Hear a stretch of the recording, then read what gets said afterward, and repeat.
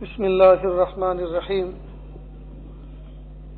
الحمد لله وكفى وسلام على عباده الذين اصطفى أما بعد أعوذ بالله من الشيطان الرجيم بسم الله الرحمن الرحيم والذين جاهدوا فينا لنهدينهم سبلنا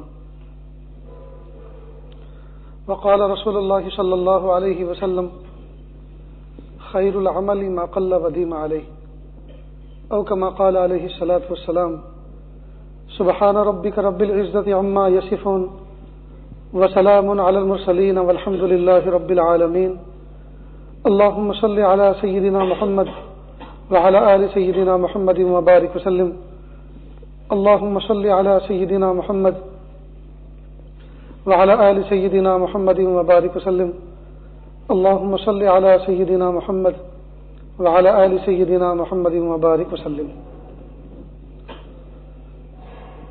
اللہ رب العزت نے ہمیں اپنے فضل سے پیدا فرمایا اور رب کریم نے ہمیں زندگی گزارنے کا ایک ڈھب اور ایک طریقہ عطا فرمایا.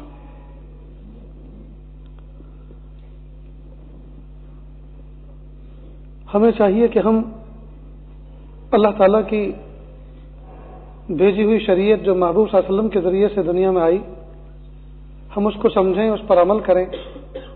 اسی میں ہماری کامیابی ہے اور اسی میں دنیا اور آخرت میں نجات ہے. اور اگر ہم اس کے خلاف کریں گے تو نقصان ہمارا ہی ہے.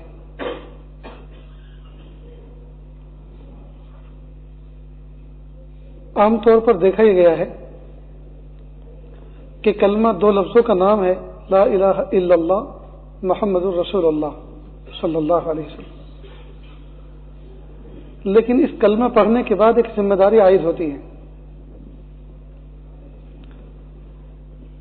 اور وہ ذمہ داری کلمہ پڑھتے کے ساتھ ہی لاگو ہو جاتی ہے. ٹھیک اسی طرح نکاح کے اندر دو لفظ بولے جاتے ہیں، فلاں کی لڑکی فلاں کا لڑکا، کہو تم نے قبول کی، جی میں نے قبول کی، اور اس میں کوئی بھی زور زبردستی نہیں ہوتی، جبر و اکراہ نہیں ہوتا. لیکن دو کلمے بولتے کے ساتھ ہی پھر ایک لمبی زندگی ذمہ داری والی شروع ہوتی.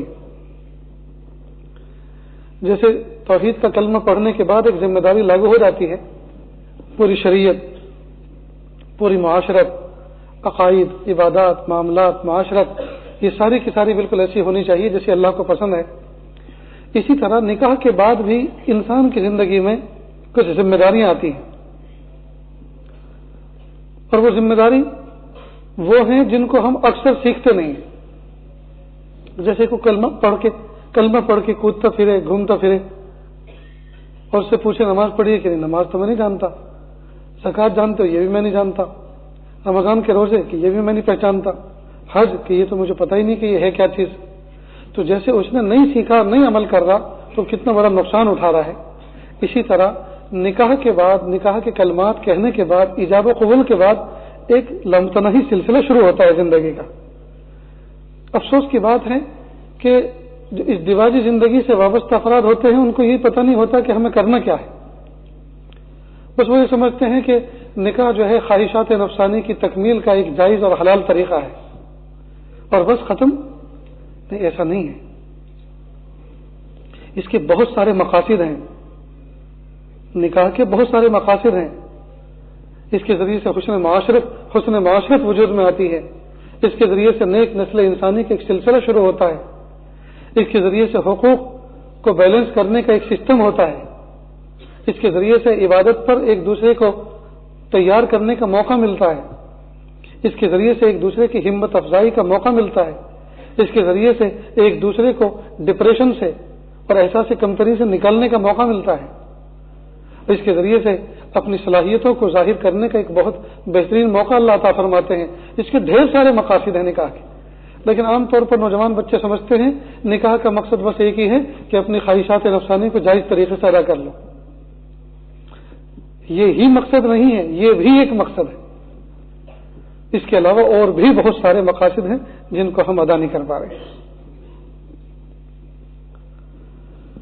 بہرحال عام طور پر ہماری زندگی میں جب ہم کوئی عمل کرتے ہیں تو اس میں بے ڈھنگا پن ہوتا ہے. اس بے ڈھنگے پن کی وجہ سے جگہ جگہ ہمیں ناکامی کا سامنا کرنا پڑتا ہے۔ اس لیے آج کی اس محفل میں ہم اللہ تعالیٰ سے یہ مانگیں کہ پیارے اللہ ہماری زندگی میں سلیقہ عطا فرمائیے، ہم عبادت ادا کریں سلیقے سے، ہم حقوق ادا کریں سلیقے سے، ہم زندگی گزاریں سلیقے کے ساتھ۔ پیارے اللہ زمانہ ہوگا بے ڈھنگے انداز سے زندگی گزارتے گزارتے، عبادت کرتے کرتے، معاملات کرتے کرتے، اللہ اب ہمیں ڈھنگ سکھا دیجیے۔ ساؤتھ افریقہ کے اندر ایک بہت بڑا مال بنایا کسی نے، ہندوستان پاکستان کے بہت سارے ذمہ دار علماء پہنچے ہوئے تھے ایک موقع سے، تو اس نے سوچا بہت اچھا موقع ہے، ان سے اوپننگ کروا لیتے ہیں۔ چنانچہ دونوں ملکوں کے اکابر جمع تھے تو انہوں نے بلا لیا، دعوت دی۔ تو ہمارے بزرگوں میں سے کسی ایک بزرگ نے فرمایا کہ دیکھو بھائی، سنت و شریعت کے مطابق حقوق اللہ کی رعایت کرتے ہوئے، حقوق العباد کا پاس و لحاظ رکھتے ہوئے اگر آپ تجارت کرو گے تو کسی کی دعا کی ضرورت نہیں ہے، اللہ کے محبوب صلی اللہ علیہ وسلم کی دعائیں لگی ہوئی ہیں آپ کے ساتھ، اور اگر اس کے خلاف کرو گے تو چاہے جتنے غوث قطب ابدال اور بزرگوں کو بلا کر آپ دعا کرو، جی کسی کی دعا سے کچھ ہونے والا نہیں ہے۔ اس لیے کہ جب شریعت اور شریعت کے نظام کے خلاف آپ کرو گے تو اس کی نحوست تو خود بخود لگے گی، پھر حکم کو توڑنے کی جو نحوست ہے، حکم کو توڑنے کی جو بے برکتی ہے، وہ تو آپ کا پیچھا نہیں چھوڑے گی، پھر چاہے جتنی دعائیں کروائیں۔ اس لیے انہوں نے فرمایا کہ اللہ تعالیٰ کے حقوق کی رعایت کرتے ہوئے، یعنی نمازوں کا اہتمام کرتے ہوئے، امانت داری کا اہتمام کرتے ہوئے، سچ بولنا، پورا تولنا، اس کا پورا نظام رکھتے ہوئے، خیال رکھتے ہوئے آپ تجارت کرو گے تو انشاءاللہ کسی کی دعا کی ضرورت نہیں، اللہ کے نبی صلی اللہ علیہ وسلم کی دعا آلریڈی ہے آپ کے ساتھ۔ اب ہم چاہے جتنے بڑے بڑے افتتاح کرائیں، چاہے جتنی قرآن خوانی کرائیں، جی اگر ہماری طبیعت کے اندر دیانت نہیں ہے، امانت نہیں ہے، تو دوستو برکت نہیں ہو سکتی، برکت نہیں ہو سکتی۔ اور اگر ہماری نیت صاف ہے، ہمارے اندر اخلاص موجود ہے، چپ چاپ کام کو شروع کریں، اللہ تعالیٰ برکت عطا فرمائے۔ بلکہ کئی مرتبہ ڈھیر سارے لوگوں کو جمع کر لیتے ہیں، ان کی نظر اور لگتی ہے، اچھا یہ ہمارے ساتھ پیدا ہوا، ہمارے ساتھ گلی ڈنڈا کھیلا اور یہ اتنا بڑا کاروبار کر لیا، وہ ایسے آنکھیں پھاڑ پھاڑ کے دیکھتے ہیں، بس ہو گیا کام، افتتاح ہو گیا۔ کس کا افتتاح ہوا؟ نظر بد کا افتتاح ہوا۔ اس چیز کو دوستو بہت اچھی طرح سمجھنا چاہیے۔ بہت سے کام چھپ کے کرنے کے ہوتے ہیں، اللہ کو دکھانے کے ہوتے ہیں، اللہ سے لینے کے ہوتے ہیں، اور یہ رازدارانہ معاملات ہوتے ہیں،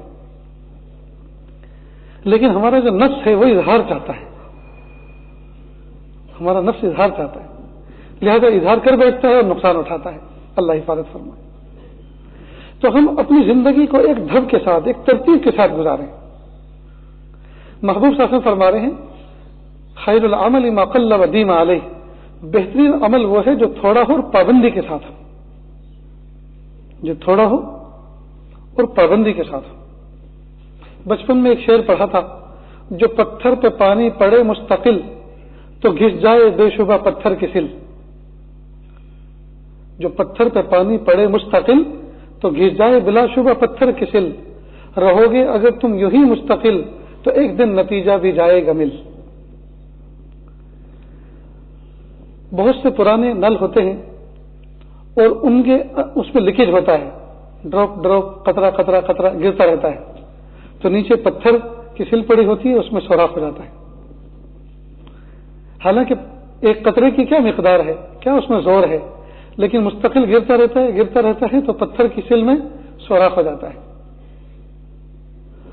اور نل اگر آپ چالو کریں تو جس جگہ نل کا پانی گرتا ہے وہاں کچھ بھی نہیں ہوتا، کیونکہ وہ کبھی کبھی گرتا ہے، کبھی کبھی اس کو کھولا جاتا ہے، اور وہ تو مستقل گرتا رہتا ہے، مستقل گرتا ہے۔ ٹھیک اسی طرح فرض واجبات کے علاوہ یہ جو نوافل ہیں، ذکر اذکار جو بتایا جاتا ہے، ترتیب بتائی جاتی ہے، مقدار تھوڑی ہو، پابندی کے ساتھ ہو، تو اس کا اثر ضرور مل کر رہتا ہے، اس کا اثر ضرور ہو کر رہتا ہے۔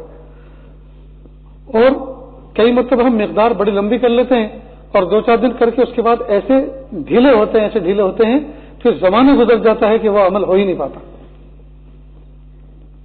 اس لیے اس بات کا خاص اہتمام کریں عمل چاہے تھوڑا ہو لیکن پابندی کے ساتھ ہو، اللہ کو یہ پسند ہے۔